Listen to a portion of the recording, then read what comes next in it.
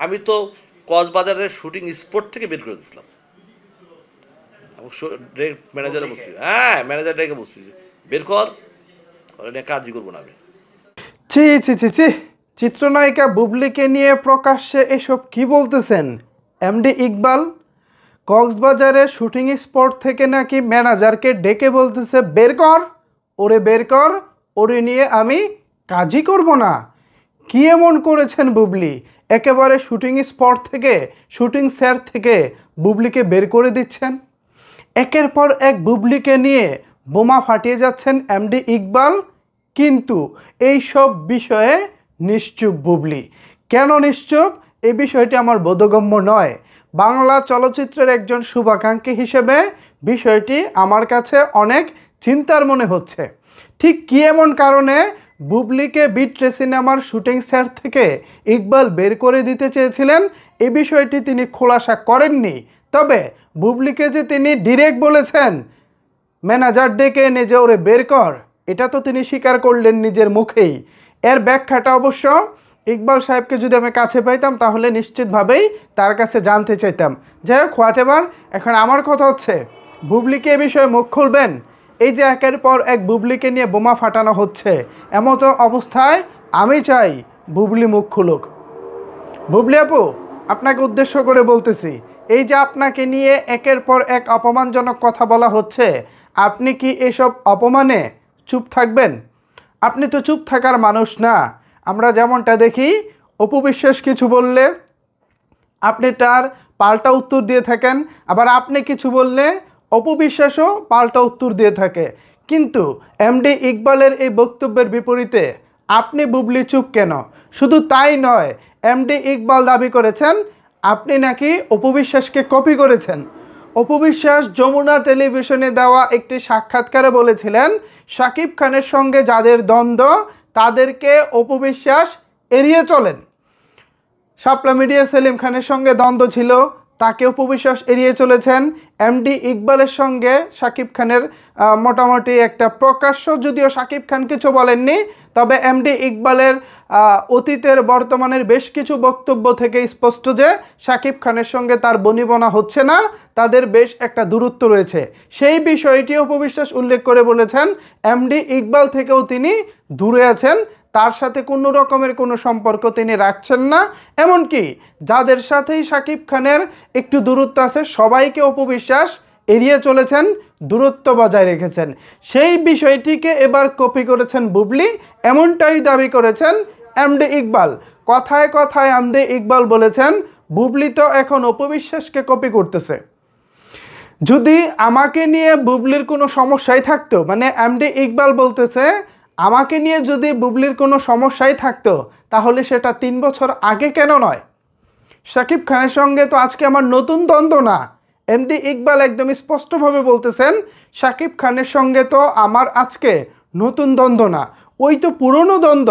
সেই জায়গা থেকে বুবলি এতদিন পরে সে কথা বলতেছে কেন যে আমার স্বামীকে নিয়ে উল্টাপাল্টা কথা বলে বা আমার স্বামীকে নিয়ে বাজে কথা বলে, দ্যাটস ওয়াই আমি ইকবালের ছবি করব না বা ইকবালের সঙ্গে আর যাব না বা ইকবালের সঙ্গ ছেড়ে দিব, এতদিনে এই কথা কেন? এই প্রশ্নটিও এমডি ইকবাল রেখেছেন। এখন এই সব প্রশ্নের সদুত্তর কি বুবলি ম্যাডাম দিতে পারবেন? সেই সৎ ইচ্ছা কি বুবলি ম্যাডামের রয়েছে? আমি চাই এমডি ইকবালের প্রত্যেকটা কথার জবাব বুবলি ম্যাডাম দিক। তিনি যদি সৎ হয়ে থাকেন, তার জায়গা থেকে যদি তিনি সঠিক থাকেন, তাহলে বুবলি ম্যাডাম যেন প্রত্যেকটি কথার উত্তর দেন। আসলেই কি তিনি অপু বিশ্বাসকে কপি করতেছেন? আসলেই কি জাস্ট নিজের স্বার্থে এমডি ইকবাল থেকে সরে এসেছেন? আর এমডি ইকবাল যে দাবি করেছেন যে কক্সবাজারে ম্যানেজার ডেকে এনে তাকে বলছি যে ওরে বের কর, ওরে নিয়ে কাজই করবো না, এটাও কি সত্য কিনা? যদি মিথ্যা হয়ে থাকে তাহলে এই যে আপনাকে নিয়ে মানহানিকর বক্তব্য দেওয়া হচ্ছে, এই বক্তব্যের এগেনস্টে আপনার শক্ত প্রতিবাদ চাই। আর যদি সত্য হয়ে থাকে, কেন হয়েছিল এটার ব্যাখ্যা আমরা চাই।